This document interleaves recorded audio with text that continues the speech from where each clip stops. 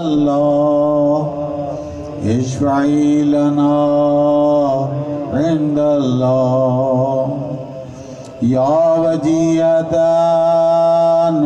عند الله اشفعي لنا عند الله يا أبا محمد يا الخلف الحجة أيها القائم المنتظر المهدي يا ابن رسول الله يا حجة الله على خلقه يا سيدنا ومولانا إنا توجهنا واستشفعنا وتوسلنا بك إلى الله وقدمناك بين يدي حاجاتنا يا وجيها عند الله اشفع لنا عند الله يا وجيها عند الله اشفع لنا عند الله يا وجيها عند الله اشفع لنا عند الله. اور خصوصاً مرحوم رانا دلشاد کے لیے فاتحہ. بسم اللہ الرحمن الرحیم الحمدللہ رب الرحمن الرحیم إياك نعبد وإياك نستعين اهدنا الصراط المستقيم صراط الذين أنعمت عليهم غير المغضوب عليهم ولا الضالين. بسم الله الرحمن الرحيم قل هو الله أحد الله الصمد لم يلد ولم يولد ولم يكن له كفوا أحد. بسم الله الرحمن الرحيم قل هو الله أحد الله الصمد لم يلد ولم يولد ولم يكن له كفوا أحد. بسم الله الرحمن الرحيم قل هو الله أحد الله الصمد لم يلد ولم يولد ولم يكن له كفوا أحد. درود پر دے محمد.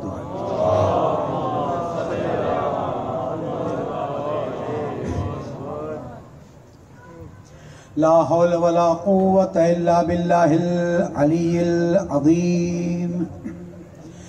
حسبنا الله ونعم الوكيل نعم المولى ونعم النصير. الحمد لله رب العالمين والحمد لله الذي هدانا لهذا وما كنا لنهتدي لولا أن هدانا الله. ثم الصلاة والسلام على أشرف الأنبياء والمرسلين خاتم النبيين شفيع ذنوبنا وطبيب قلوبنا أبي القاسم محمد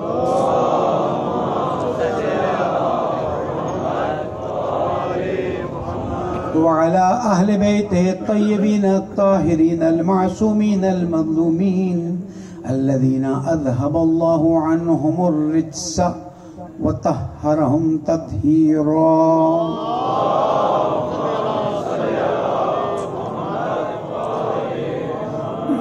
قال الله الحكيم في كتابه المبين بسم الله الرحمن الرحيم ولنبلونكم بشيء من الخوف والجوع ونقص من الأموال والأنفس والثمرات وبشر الصابرين الذين إذا أصابتهم مصيبة قالوا إنا لله وإنا إليه راجعون. صدق الله العلي العظيم وصدق رسوله النبي الكريم. مرحوم کے درجات کی بلندی کے لیے، مرحوم کی قبر کی منزلوں کی خوبصورتی کے لیے، مرحوم کے لیے اہل بیت کی شفاعت کی دعا کے لیے، مرحوم کی عاقبت بخیری کے لیے، مرحوم کے گھر والوں، ساتھیوں، دوستوں، رشتہ داروں کے صبر جمیل کے لیے، قائد ملت جعفریہ کی صحت سلامتی کے لیے، تمام مراجع و علماء کرام اور رہبر معظم کی صحت سلامتی کے لیے، مملکت خداداد پاکستان کے مسائل کے حل کے لیے، تمام مومنین کی جان، مال، آبرو کی حفاظت کے لیے، ہماری نئی نسلوں کی ہدایت کے لیے، ہم سب کی اہل بیت کی محبت پر موت کے لیے، ہماری عزاداریوں کی قبولیت کے لیے، اور تعجیل ظہور امام زمانہ، بلند درود پڑھ دیں محمد۔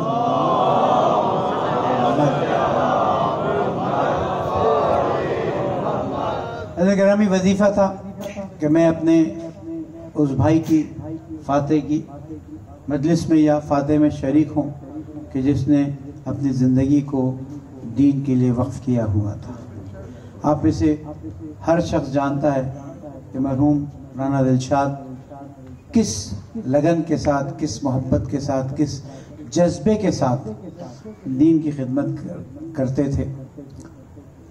قائد محترم کی خدمت سے میں حاضر ہوا ہوں، انہوں نے بھی ان کے بچوں کو، گھر والوں کو، رشتہ داروں کو، آپ سب کو تسلیت کہی ہے، پہلے بھی بات ہو چکی ہے، اور انہوں نے دعا کی کہ پالنے والے اس مرحوم کو ان کی خدمات کا بہترین اجر عطا فرمائے۔ ایک اور درود پڑھ دیں محمد۔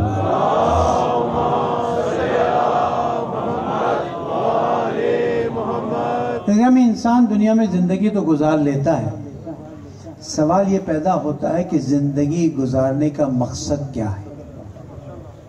اور جتنا مقصد عالی ہوتا ہے اتنی شخصیت بھی عالی ہوتی ہے، اور جتنا مقصد خلوص کے ساتھ حاصل کیا جاتا ہے اتنا ہی اس کا رتبہ بڑا ہوتا ہے۔ اب دنیا میں لوگ ہیں جو کمانے کے لیے زندگی گزارتے ہیں، دنیا میں لوگ ہیں جو شہرت کے لیے زندگی گزارتے ہیں، دنیا میں لوگ ہیں جو صرف اپنی عزت کے لیے زندگی گزارتے ہیں،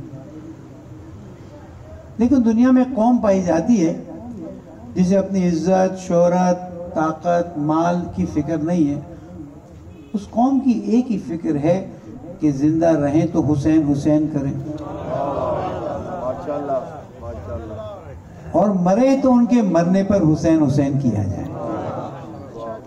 اب آپ مقایسہ کر لیجئے ان لوگوں کی زندگی کے مقابلے میں اس قوم کی یا اس قوم کے لوگوں کی زندگی۔ ایک طرف وہ ہیں جو عزت و دولت و شہرت و ہر وہ چیز جو ان کے ہاتھ سے چلی جانے والی۔ میری گفتگو کا انداز تھوڑا الگ ہے، اس لیے مجھے معاف کر دیجئے گا، لیکن یہ کہ جب آیا ہوں تو کچھ آرائش پیش کرتا چلوں، شاید مجھ پہ ہی اس کا اثر ہو جائے۔ مال قارون کے پاس اتنا تھا کہ اللہ سبحانہ وتعالیٰ قرآن مجید میں ارشاد فرماتا ہے کہ اس کا اثاثہ ہی اتنے اونٹوں پر جاتا تھا، اور اتنی اس کے پاس دولت تھی کہ جس کا کوئی اندازہ نہیں کیا جا سکتا تھا، اور دیکھنے والے دیکھ کے کہتے تھے کتنا مال اس کے پاس ہے۔ لیکن ایک وقت آئے، زمین کھلی اور فرعون کے پاس طاقت تھی، اس نے اپنی طاقت کے بلبوتے پر ہزاروں نہیں لاکھوں لوگوں کو مروا دیا، اپنے احرام بنانے میں لوگوں کی جانیں چلی گئیں۔ حضرت موسیٰ علیہ السلام کی تبلیغ کے نتیجے میں جو لوگ ایمان لائے ان کو بھی قتل کرانا شروع کر دیا۔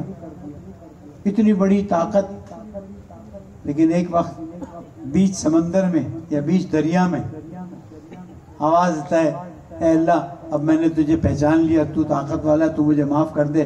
اللہ تعالیٰ نے فرمایا فرعون اب تیرا ٹائم ختم ہو گیا۔ مثالیں دینا شروع کروں تو اس زمانے کی مثالیں ہیں، حضور اکرم کے زمانے کی مثالیں ہیں، آج کی مثالیں ہیں، لیکن آتے ہیں اپنی گفتگو کی طرف کہ انسان اگر ہدف اور مقصد کے ساتھ زندگی گزارتا ہے تو اس کی زندگی میں ایک لذت پائی جاتی ہے، اس کی زندگی میں ایک شیرینی پائی جاتی ہے، اور وہ کوشش یہ کرتا ہے کہ اس ہدف اور مقصد کو حاصل کرنے کے لیے ہر چیز کی بازی لگا دے تاکہ وہ مقصد حاصل ہو جائے۔ کربلا کے واقعے کے بعد اگر آپ تاریخ میں دیکھیں تو کوئی زمانہ ایسا نہیں گزرا ہے کہ جس میں ایک گروہ نے ہمیشہ مقصد امام حسین علیہ السلام کو سمجھا بھی ہے۔ درود پڑھ دیں محمد والے۔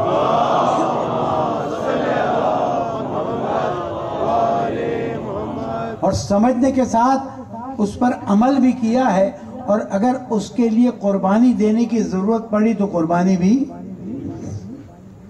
اللہ سبحانہ وتعالیٰ نے قرآن مجید میں جہاں بہت سارے اصول دیے ہیں، وہاں پر ایک اصل میں نے آپ کی خدمت میں تلاوت کر کے آپ کی خدمت میں پیش کیا کہ اللہ تعالیٰ فرماتے ہیں وَلَنَبْلُوَنَّكُمْ، علماء تشریف فرمائیں یہ قسمیں کھائیں اللہ نے، ایک نہیں کھائی، اللہ کی قسم، اللہ کی قسم، تو اللہ قسم کھا رہا ہے وَلَنَبْلُوَنَّكُمْ کہ تمہارا امتحان ہوگا۔ قسم کون کھا رہا ہے؟ آدھی مجلس میں پڑھتا ہوں، آدھی پڑھیں۔ قسم کون کھا رہا ہے؟ کیا قسم کھا رہا ہے؟ کہ بے شک تمہارا امتحان ہوگا۔ یہ جو بلا عربی میں لفظ استعمال کیا جاتا ہے نا، یہ در حقیقت ٹیسٹ کرنے کے معنی میں ہے، اور اگر مثال کے طور پر سمجھنا ہے تو پرانے زمانے میں ابھی بھی سنہری کے پاس آپ سونا لے کر جائیں تو وہ خاص پتھر پر اس کو ملتا ہے، پھر اصلی سونا ملتا ہے، اس پہ لیکوڈ ڈالتا ہے اور چیک کرتا ہے کہ یہ سونا کتنا خالص ہے۔ تو بلا کا مطلب ہے اپنے الفاظ میں ٹیسٹ کرنا کہ یہ خالص کتنا ہے۔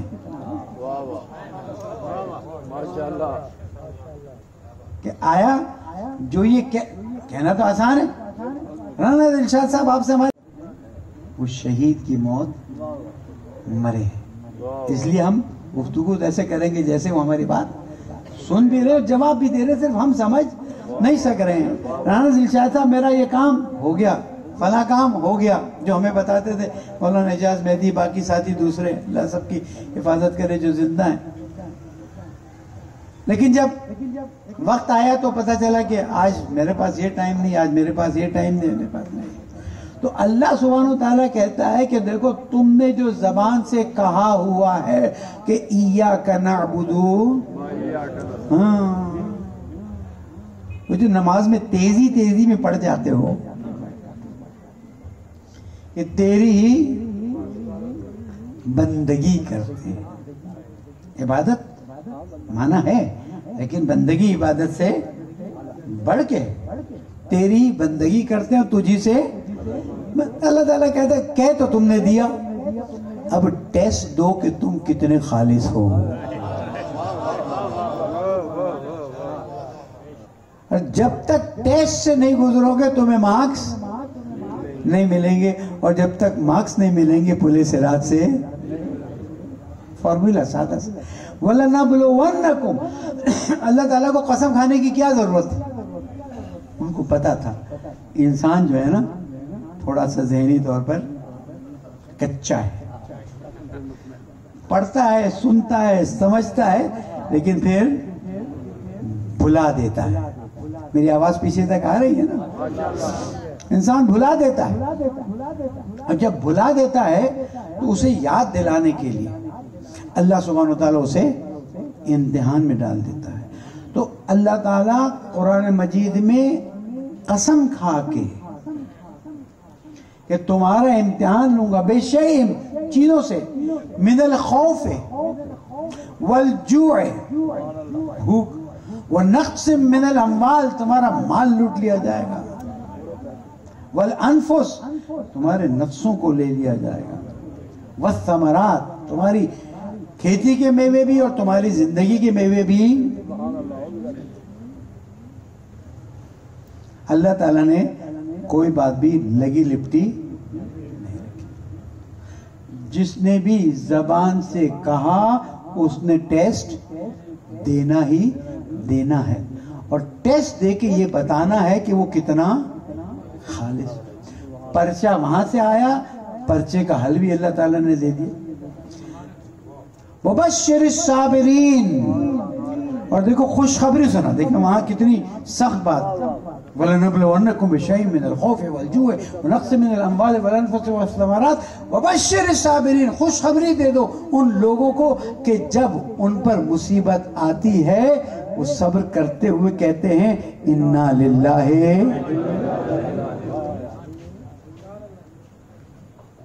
پھر سے کہوں اِنَّا لِلَّهِ، بھی مصیبت آتی ہے زبان پر یہ جملہ جاری کریں تاکہ پتہ رہے کہ ہم اللہ سبحانہ و تعالیٰ کی مشیت کے سامنے جھکے ہوئے ہیں. لیکن یہ امتحان کیوں ہوگا؟ اس امتحان کی کیا ضرورت ہے؟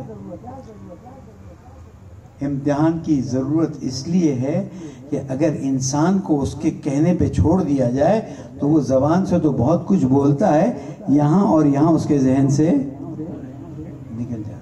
یہ ہر سال عزاداری کیوں رکھی؟ محرم آ رہے یہ ہر سال بھائی ایک سال آپ عزاداری کر لیں پھر زندگی پہ حج ایک ہے نا، حج وہ بھی اس پہ جو اس پر استطاعت ہو واجب ہوتا ہے. استطاعت نہ وہ جا سکتا ہے لیکن واجب حج نہیں ہوتا. پڑھنے والے حج ایک عزاداری ہر سال، حج ایک، باقی کرتے رہے انسان، حج نہیں ہے لیکن عزاداری ہر سال. کیا وجہ؟ اس لیے کہ اسلام پر حملہ کیا گیا. اسلام پر حملہ کیا گیا اور حملہ بھی اسلام کی بنیادوں پر کیا گیا. مجھے بتائیے اگر کسی کی شان میں ایک آیت کا ایک حصہ نازل ہوا ہو اس کی کتنی عظمت ہوگی؟ ایک خاتون فرعون کی زوجہ جب اسے سزا دی گئی اور بیابان میں پتھریلی زمین پر لٹا دیا گیا، ہاتھوں اور پیروں میں کیلے ٹھوک دیے گئے. اللہ کو مانتی ہے، بلا اپنے اللہ کو. اس کو کیا پتا تھا اس کا اللہ تو وہی موجود تھا.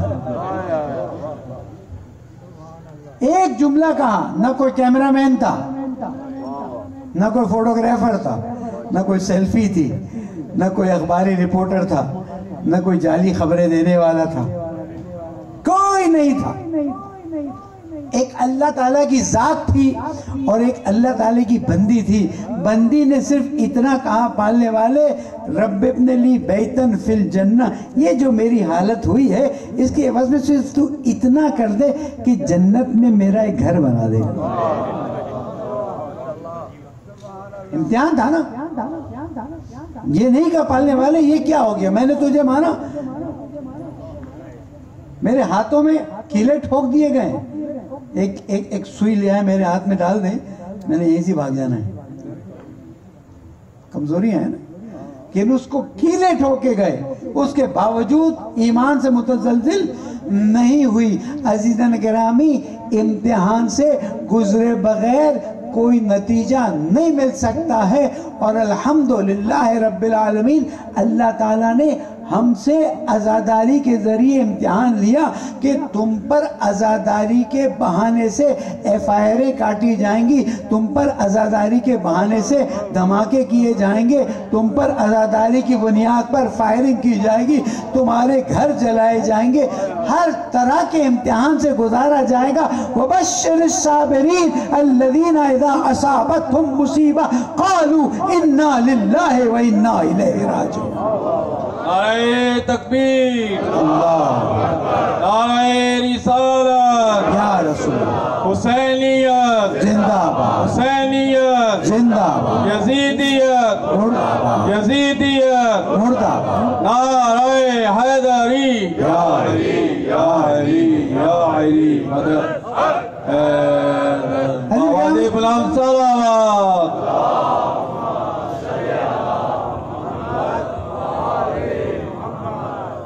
حضرت گرامی،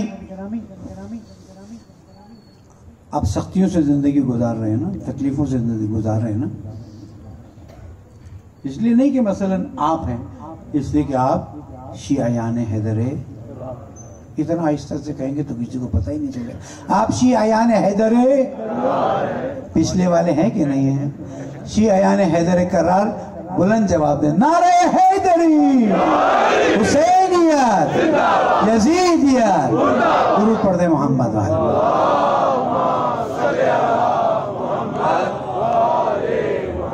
امتحان سے آپ گزر رہے ہیں نا، لیکن امتحان سے وہ گزرے. میں نے ایک مثال دی، بات واپس وہیں لے کر آتا ہوں. ایک خاتون اللہ تعالیٰ کی خاطر فرعون کی سزا برداشت کر رہی ہے اور قرآن مجید میں اس کا نام آ گیا، تو اب حضرت آسیہ علیہ السلام کہا جائے گا یا نہیں کہا جائے گا؟ اور اگر کوئی ملعون حضرت آسیہ سلام اللہ علیہ یا علیہ السلام پر کوئی بات کسے تو وہ مسلمان رہے گا؟ میری باتوں سے اگر گھبراتے ہیں تو میں نے 2 منٹ میں مسائل پڑھنے اور نکل جانا. اگر حضرت آسیہ سلام اللہ علیہ زوجہ فرعون کی کوئی بے احترامی کرے جس کا ذکر قرآن مجید میں آیا ہے تو اسلام سے. اگر کوئی حضرت مریم سلام اللہ علیہ کی بے احترامی کرے اسلام سے، اگر اسلام سے خارج کرنا ہے تو ملاک قرآن لے آؤ نا. اگر اسلام سے خارج کرنا ہے تو ملاک قرآن لے آؤ، اور ملاک قرآن اور حدیث لے آؤ. اس لیے کہ حضور اکرم نے فرمایا انی تارک فیکم الثقلین کتاب اللہ و عطرتی اہل بیت. لیکن منزل مقصود تک پہنچانا میرا مقصد ہے. حضرت گرامی، اگر کسی کا نام ایک مرتبہ احترام سے قرآن میں لیا جائے تو اب اس کی بے احترامی نہیں ہو سکتی ہے. اگر کسی کا نام کسی نبی کی والدہ کے طور پر آ گیا ہے تو اب احترام سے نام لینا ہوگا، بے احترامی نہیں کی جا سکتی ہے. اگر قرآن مجید میں کسی کی شان میں 300 آیتیں ہوں تو کیا کریں گے؟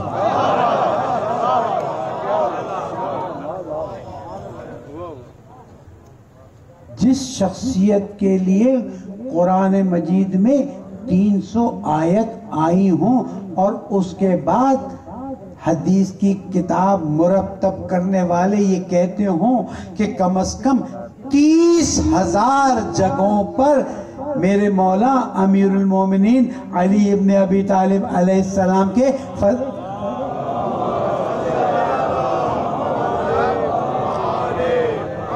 فضائل بیان کیے گئے ہیں، چاہے حدیث کی صورت میں چاہے واقعات کی صورت میں. اب مجھے بتائیے کہ ہمیں اپنے مولا کا احترام کرنا چاہیے یا نہیں کرنا چاہیے؟ ہم کسی اور کی بات نہیں کرتے، اور اللہ رحمت کرے ہمارے اختلاف تو بہت سو کے ساتھ ہوتے ہیں، لیکن اگر کسی کی اچھی بات ہے تو ہمیں کہنا ہوگا. علامہ ضمیر اختر صاحب نے یہی کہا تھا نا کہ اوروں کی باری ہی نہیں آتی تو ہم کیا کریں. اگر میرا بھائی، میرا دوست امامہ بصر یا ذاکر محترم یہاں پر آ کر پوری زندگی 300 آیت کی تشریح کرے اور 30,000 روایت و واقعات کی تشریح کرے تو بتائیے کسی کی باری آئے گی؟ تو پھر ہم اسی ذکر کو کیوں نہیں کرتے ہیں؟ کیا وجہ ہے کہ ہم ذکر کو کہیں اور لے جاتے ہیں؟ اور 300 چلے میں سے پوچھتا ہوں، 300 آیتیں کبھی آپ نے سنی میرے مولا کی فضیلت؟ نہیں سنی. کیوں نہیں سنی؟ میرا قصور ہے نا. جو اشرا میں پڑھ رہا ہوں مجھے تیاری کر، گھبرائیے نہیں، میں 15-20 منٹ میں چلا جاؤں گا.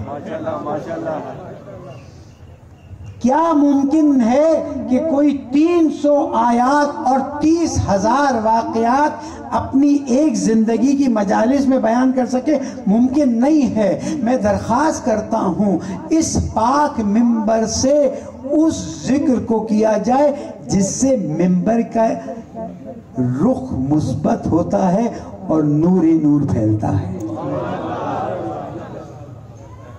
کیا فرمایا معصوم نے کہ جب تم بیٹھو تو اپنے درمیان میں ہمارا ذکر کرو، تم جب بیٹھو تو ہماری حدیثیں بیان کرو، تم جب مخالف کے پاس جاؤ تو ہماری حدیثیں ان تک پہنچا دو. یہ خوشبو ہے، لوگ خود بخود آتے رہیں گے.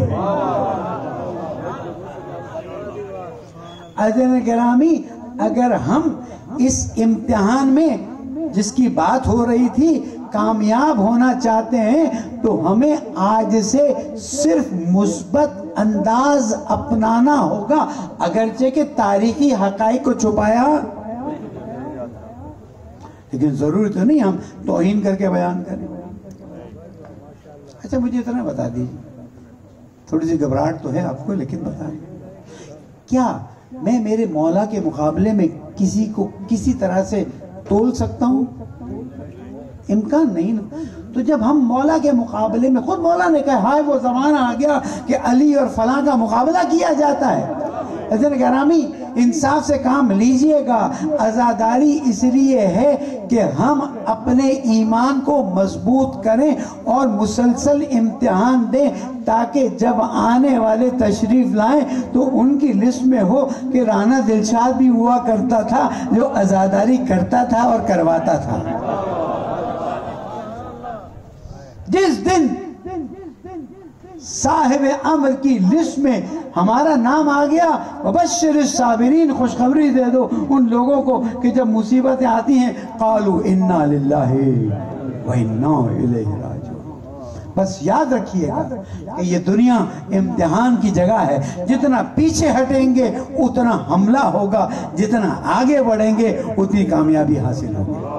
لیکن آگے بڑھنا ہے تو اصول قرآن کا ہے، ادعو الى سبیل ربک بالحکمت والموعظۃ الحسنہ وجادلہم باللتی ہی احسن۔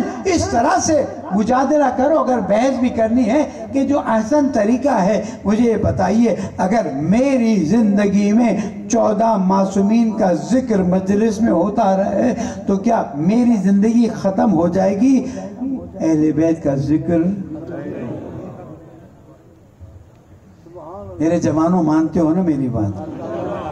کوئی مشکل نہیں ہے، جو بھی آپ کے ہاں مجلس پڑھنے آ رہا ہے آپ ان سے کہیں جناب 14 معصومین کا ذکر تو پورا کریں، پھر باقی چیزیں ہم دیکھتے رہیں گے۔ لیکن پھر مسئلہ یہ ہے کہ اگر مجلس میں واہ واہ نہیں ہوئی تو مانی بھی کہے گا مولانا مزہ نہیں آیا،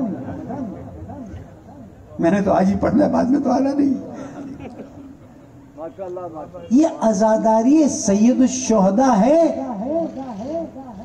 یا آگے نہیں کہوں گا بے احترامی، خدا را اپنے امتحانات میں کامیاب ہونے کے لیے پہلے جانیے تو اہل بیت نے کیا کیا، کہا کیا، کس طرح سے کیا، تاکہ جب آپ پر امتحان آئے تو آپ صبر کر کے کامیابی کی طرف آگے بڑھیں۔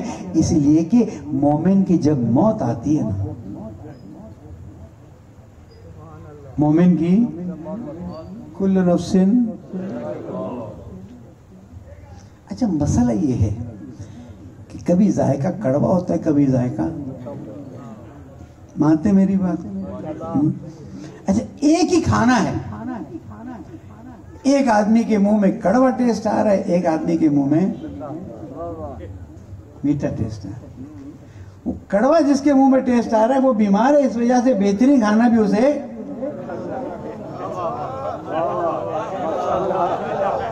کڑوا لگ رہا ہے۔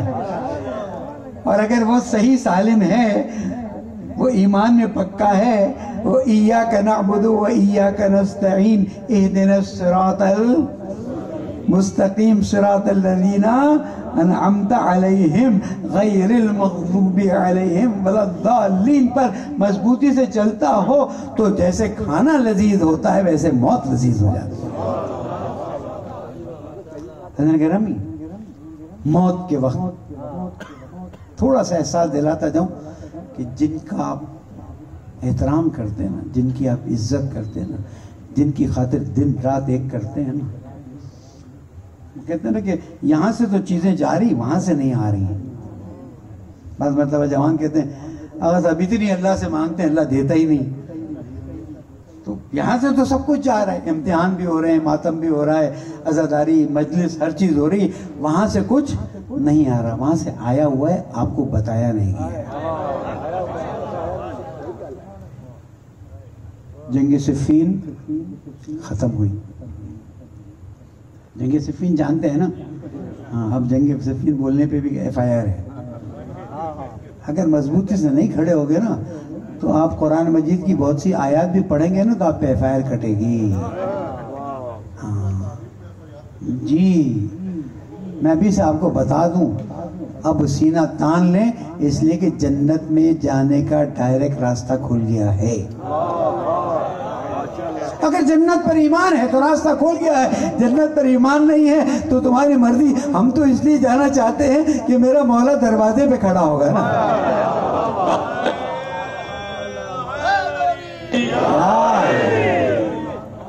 جنگ صفین ختم ہوئی، بیٹھے تھے، مولا ہماری طرح وی آئی پی نہیں ہوتے تھے تو آپ لوگوں نے ہماری عادتیں خراب کی ہوئی ہیں، ہٹو ہٹو، ہاتھ نہیں ملاؤ، دور ہٹ جاؤ. مولا ایسے ہی بیٹھے ہوئے تھے جیسے جنگ ختم ہو گئی، لوگ شہید بھی ہوئے، جو ہوا سب. دو بھائی آئے، مولا جسارت نہ ہو تو ایک بات کرنا. بولو.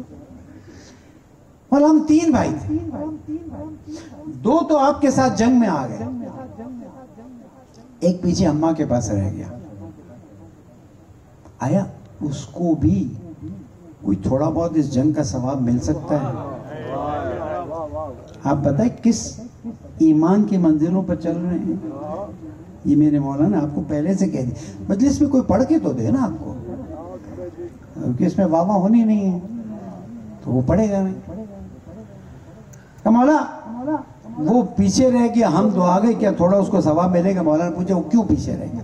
کہ مولا جب آپ خوش نصیب ہے نا ہاں کہ مولا کا خط آئے اور انسان جائے، مولا آپ کا خط نہیں آئے، ہم ویسے ہی آ جاتے ہیں، ہم ویسے ہی آ جاتے ہیں. مولا آپ کا خط آیا تو ہم تینوں نے فیصلہ کیا، اماں نے کہا 2 جائیں گے، 1 رہ جائے گا. قرعہ ڈالا گیا، قرعہ اس کے نام پر نکل آیا، وہ پیچھے رہ گیا، ہم تو آ گئے. مولا نے کہا پیغام آپ کے لیے ہے، تمہارا بھائی تو تمہارا بھائی، قیامت تک اگر کوئی آئے گا جو کہے گا کہ کاش میں صفین میں علی کی مدد کر سکتا، قیامت تک اسے ثواب ملتا رہے گا. کہاں ہیں ہم کیش ثواب لینے والے لوگ ہیں. مولا اگر صفین میں ہوتے تو ہم آپ کا ساتھ دیتے، مولا صفین میں نہیں ہے، آج بھی ساتھ دے رہے ہیں، آج بھی اذان میں علی ولی اللہ کہہ رہے ہیں، ڈٹ کے کہہ رہے ہیں، کسی سے ڈر کے نہیں کہہ رہے ہیں. تو یہ آپ دیکھیے مولا نے فرمایا کہ آج صفین تو صفین، قیامت تک اگر کوئی آئے گا اور کہے گا کہ کاش میں علی کی مدد کر سکتا، اس کو صفین کی جنگ کا ثواب ملے گا. عزیزوں کہاں بیٹھے ہوئے ہو پتہ ہے؟ اپنی قدر جانو. آج نہیں، اس وقت مولا کہہ کے چلے گئے، اور انشاءاللہ علماء آپ کو بیان کر کے بتائیں گے. ایک دن رسول اکرم نے مولا کائنات کو بلایا. مداری صاحب مصائب کے لیے تیار ہو جائیے گا. اے علی، جبریل تشریف لائے تھے. کہا کیا حکم؟ اللہ تعالیٰ نے فرمایا اذا کان یوم القیامہ، جب قیامت کا دن ہوگا تو علی میں، تم، تمہاری زوجہ اور تمہارے 2 بیٹے، یہ نہیں کہ میری بیٹی، یہ نہیں کہ میرے 2 نواسے، علی میں، تم، تمہاری زوجہ اور تمہارے دونوں بیٹے اللہ سبحانہ و تعالیٰ کی رحمت کے سائے کے نیچے ہوں گے. میرے مولا نے سن لیا، اب وہ چپ چاپ بیٹھے رہے. علی اتنی بڑی خبر آئی تمہیں خوشی نہیں ہوئی؟ میرے مولا نے آنکھیں نیچے کی، یا رسول اللہ ہمارے چاہنے والوں کا کیا ہوگا؟ اس وقت سے مولا نے آپ کا سوچا ہے، یا رسول اللہ ہمارے چاہنے والوں کا کیا ہوگا؟ حضور اکرم نے فرمایا، جبرائیل نے فرمایا ہے علی سے کہہ دینا تو تم سے محبت کرے گا تمہارے ساتھ ہوگا. اب دیکھنا یہ ہے کہ محبت کا انداز کیا ہے، دیکھنا یہ ہے کہ محبت کی گہرائی کیا ہے، اور دیکھنا یہ ہے کہ محبت میں امتحان آتا ہے تو زبان پر اللہ تعالیٰ کا شکر ہوتا ہے یا نہیں ہوتا. حضرت گرامی آخری گفتگو اور نتیجے تک پہنچاتا ہوں. میں کہتا ہوں رانا دلشاد مبارک ہو، تم دنیا سے جلدی چلے گئے، جنت میں جلدی پہنچ گئے. ہمیں تکلیف ہے تمہارے جانے سے، بچوں کو تکلیف ہے، لیکن ہمارا وظیفہ ہے جس طرح وہ ہماری سرپرستی کرتا تھا، اب ہم ان کے بچوں کو زحمت میں نہ ڈالیں، ان کے بچوں کو مشکل میں نہ ڈالیں. ایک درود پڑھ دیں ان کی صحت سلامت، بچوں کی صحت سلامت.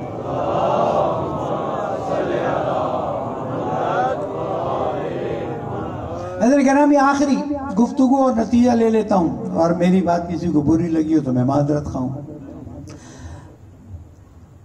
معصوم فرماتے ہیں جب موت کا وقت آتا ہے، اللہ اکبر، قرآن مجید میں وَالْتَفَّتِ السَّاقُ بِالسَّاقِ، پنڈلیاں عجیب بات.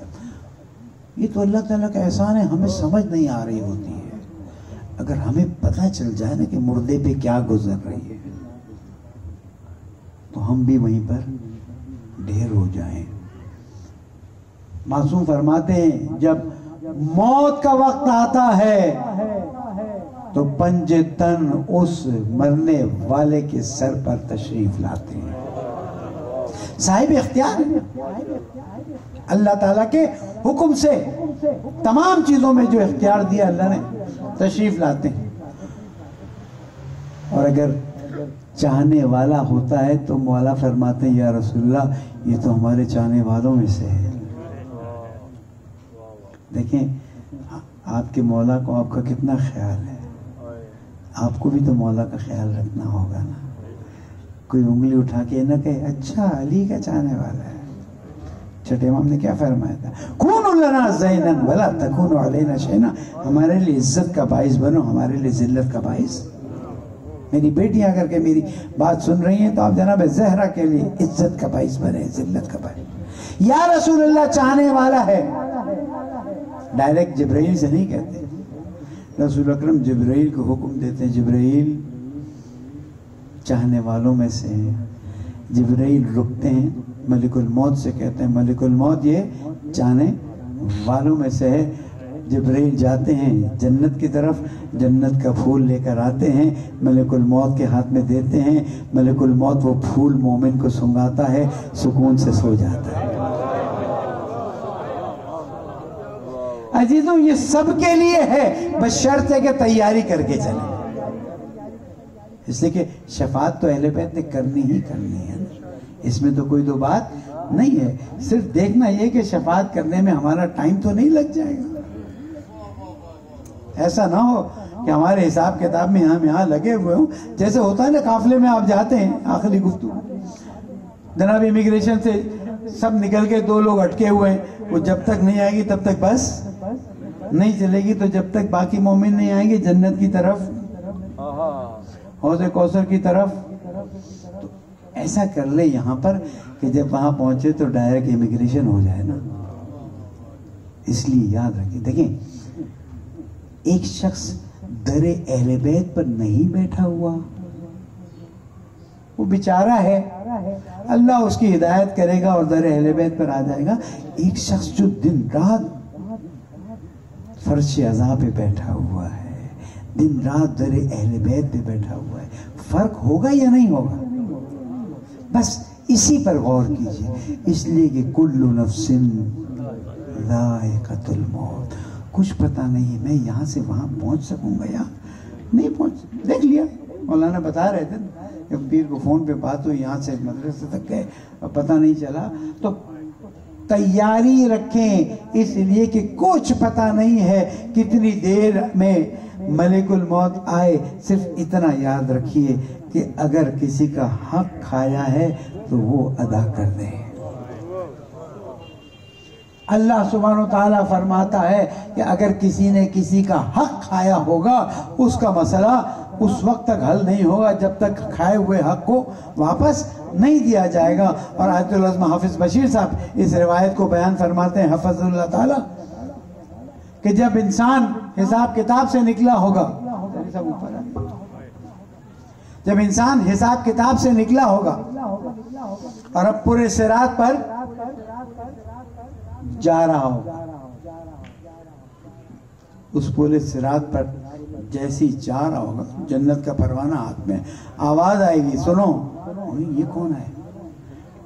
کہا وہ میرا ایک حق تم پر باقی تھا۔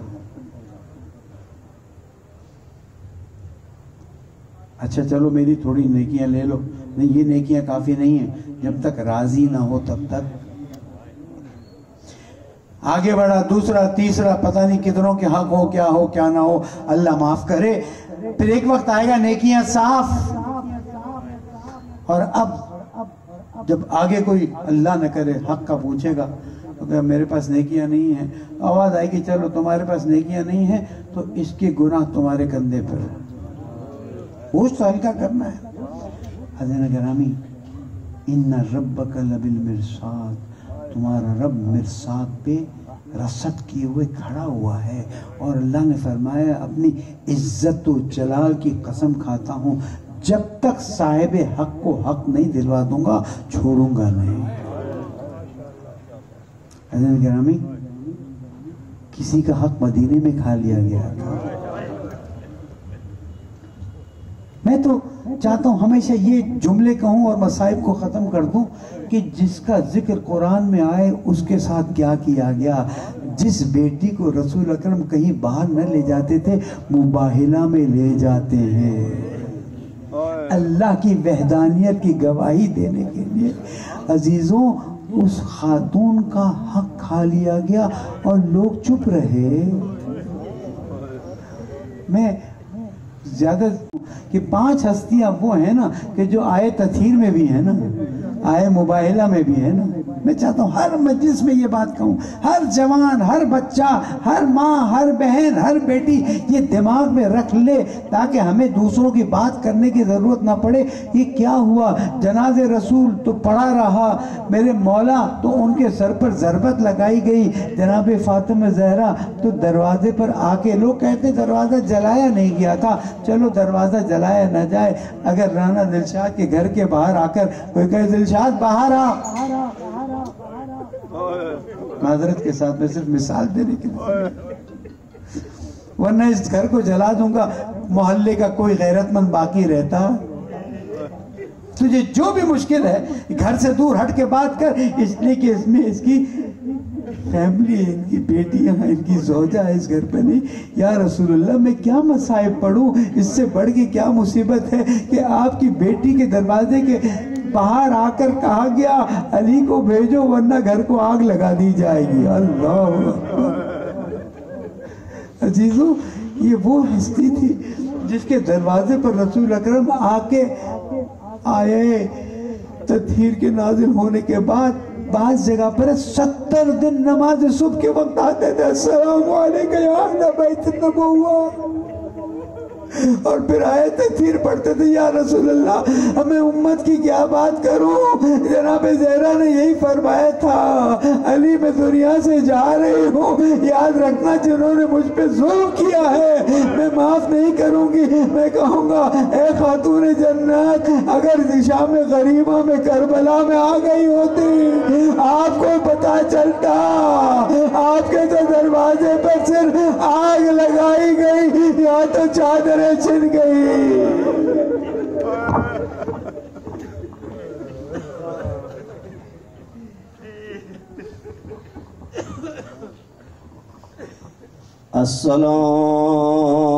السلام علیک یا ابا عبد اللہ،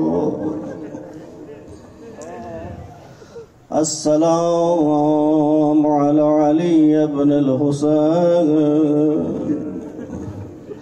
وعلى أولاد الحسين وعلى أصحاب الحسين۔ اے عزیزوں، رسم زمانہ ہے تو 4 جملے سنیں، دلوں کو ہمادہ کریں۔ جب کسی کے مرنے کی خبر آتی ہے، آپ نے سنی دانا دلشاد کی خبر، جس کو پتہ چلا گھر پہنچ گیا ہوگا، بچوں کو تسلی دی ہوگی، یہ جملے بھی کہے ہوں گے بیٹا پریشان نہیں ہونا، قبر تیار ہو رہی ہے، میت غسل خانے لے جائی جا رہی ہے، کفن تیار ہو رہا ہے، مسلمان تو آج تک پوچھتا ہے اتنا کربلا والوں کو کیوں روتے ہو؟ رونا تو یہی ہے کسی کے گھر میں میت ہو، اہل محلہ رشتہ دار سب دوست پہنچ جاتے ہیں، آئے اس غریب علی ابن الحسین سے پوچھے جس کے گھر میں ایک نہیں 70 جنازہ تھا، زہرا کی بیٹیاں۔ یہ جملے اتنے جلیل القدر عالم نے پڑھے، اگر ان سے نہ سنے ہوتے تو کبھی جرت نہیں کرتا۔ کہتے شمر نے امام سجاد کی پشت پہ تازیانہ مارا، کہا سجاد یہ بیویاں لاشوں سے کیوں نہیں اٹھتی؟ کہا ملعون کسی کا باپ ہے، کسی کا بیٹا ہے، کسی کا بھائی ہے۔ مشکل ہوتا ہے عزیز ان جملوں کو سمجھنا، اس غربت کو سمجھنا۔ عالم غربت میں غربت بڑی عجیب چیز ہے۔ بلاخر اٹھایا زہرا کی بیٹیوں کو، کیسے اٹھایا میری تو زبان میں طاقت نہیں ہے، اونٹوں پہ سوار کر دیا۔ آقا سجاد بھی چلے، بیویاں بھی چلی، بڑھ بڑھ کے دیکھتے آقا سجاد، بڑھ بڑھ کے دیکھتی زہرا کی بیٹیاں۔ اونٹ کے بلندی پہ زہرا کی بیٹی ہے۔ علماء بیان کرتے ہیں بی بی کی نظر پڑی آقا سجاد کے اوپر، آقا سجاد کی جسم سے جیسے روح پرواز کر جائے۔ زہرا کی بیٹی نے اونٹ کی بلندی سے اپنے آپ کو زمین پہ گرایا۔ آقا سجاد کی نظر پڑی، بی بی کہتے ہیں یا بقیت الماضین، وہ میرے گزشتہ ان کی نشانی، وہ میرا بیٹا سجاد، میں یہ کیا دیکھ رہی ہوں؟ کب اماں آپ انصاف سے بتائیں، جس کا 22 سال کا جوان بیٹا اور بابا کا لاشا اس غربت کی عالم میں نہ غسل دے سکتا ہوں، نہ کفن دے سکتا ہوں، نہ دفن کر سکتا ہوں۔ بی بی کہتے بیٹا سجاد، میرا سن چھوٹا تھا، مجھے بابا نے گودی میں بٹھایا اور کہا بیٹا زینب بڑی مشکل ہوگی کربلا میں، لیکن اچھے اچھے روزے بنیں گے، اچھی اچھی زیارتیں بنے گی۔ جیسے امام سجاد کو تسلیہ دے رہی تھی، عزیز و قابلے چل پڑے گئے۔ بنی اسد کا سردار پہنچا، آقا نے وصیت کی تھی بنی اسد کے لوگوں ہم چند دن کے مہمان ہیں، چند دن کے بعد ہم شہید ہو جائیں گے، اے مردو تم چلے آنا، ہمارے لاشوں کو دفن کر دینا۔ بنی اسد کے لوگ جانے لگے۔ آقا امام حسین نے فرمایا جب گھروں کو جانا اپنی بیویوں کو میرے پاس بھیجنا، مرد گھروں میں آئے گا تمہیں وقت کے امام نے یاد کیا، حیا کی چادر اوڑھی آقا کے سامنے کھڑی ہو گئی۔ آقا نے فرمایا ممکن ہے تمہارے حکومت سے ڈر جائے اور ہمارے لاشوں کو دفن نہ کرے۔ آئے غربت حسین، آئے مظلومیت حسین، کبھی بھی تم چلی آنا، ہمارے لاشوں کو دفن کر دینا۔ عزیزوں بیویاں چلی، میرے امام نے کہا جب گھروں کو جانا اپنے بچوں کو میرے پاس بھیجنا۔ بچے کھیلتے کھیلتے آقا کی خدمت میں آئے۔ آقا نے کہا ممکن ہے تمہارے والد بھی نہ آئے، تمہاری مائیں بھی نہ آئے، بچوں تم سے لاشیں تو دفن نہیں ہوں گے، کھیلتے کھیلتے آنا، ایک مٹھی خاک کی لینا، ہمارا جسد پہ ڈال دینا، بچوں تمہارا کھیل جائے گا۔ اجرکم اللہ، اجرکم اللہ۔ عزیزوں آقا سجاد چلے، بنی اسد کا سردار پہنچا، لیکن ایک بڑی مشکل میں ہے، ان کو کیسے دفن کروں؟ کوئی شناخت باقی نہیں ہے، ان میں حسین کون ہے، ان میں اکبر کون ہے، قاسم کون ہے؟ کسی کا سر ساتھ نہیں ہے، اسی پریشانی میں کھڑا آقا سجاد اجازت امامت سے واپس آئے، اپنا تعارف تو نہیں کرایا، فقط اشارہ کیا کہ اس لاشا کو دفن کرے گئے، کہ یہ کس کا لاشا ہے؟ کہ یہ اکبر کا لاشا۔ کہ آپ کو کیسے پتا کہ اکبر کے سینے میں برچھی لگی؟ اجرکم اللہ۔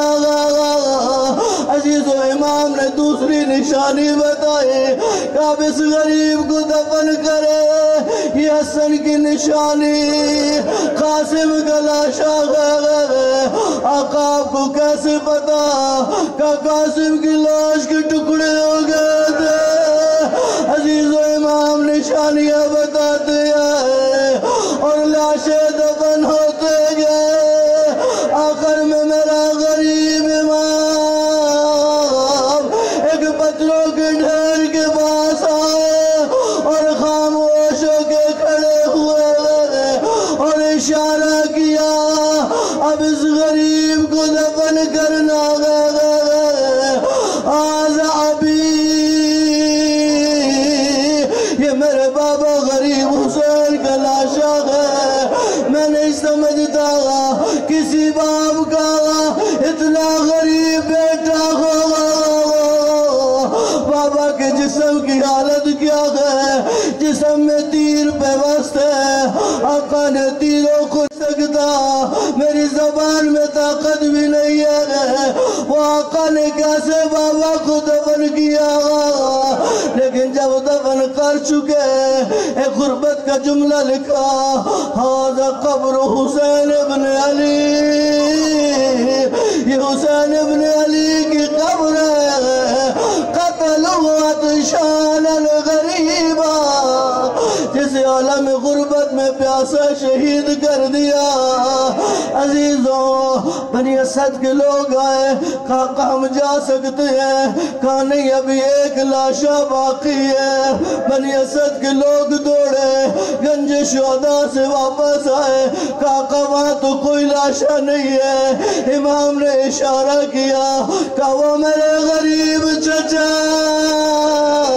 عباس کا لاشا ہے۔ عزیزوں آقا تشریف لائے، مسلح منگایا، عباس کے ٹکڑوں کو اکٹھا کیا، ایک ننھی سی قبر کھودی گئی، اپنے چچا کو اس کے اندر رکھا۔ بنی اسد سے کہا ذرا دور چلے جاؤ اور میں جب تک نہیں پکاروں میرے قریب نہیں آنا۔ بنی اسد کے لوگ کہتے بہت دیر گزر گئی، ہم پریشانی کے عالم میں آگے بڑھے کہ عجیب منظر دیکھا، عباس کی کٹی گردن اور سجاد کے رخسار اور فرماتے میرا غریب چچا اور میرا مظلوم چچا، زہرا کی بیٹیاں کربلا تک تیرے امید بھی آئی تھی، اے چچا تو شہید ہو گیا، تیری بہنیں بازاروں میں، تیری بہنیں۔